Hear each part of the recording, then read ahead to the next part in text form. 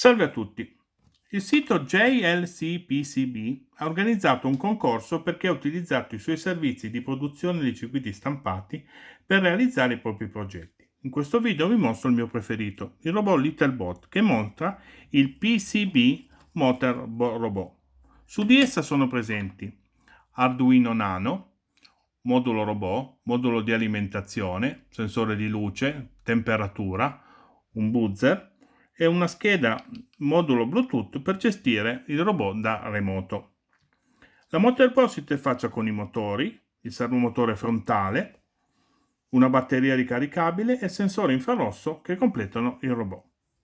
Il progetto Littlebot è open source. In descrizione troverete il link di realizzazione completa, compresa la realizzazione della Motorboard che potrete ordinare tramite il sito della JLC PCB.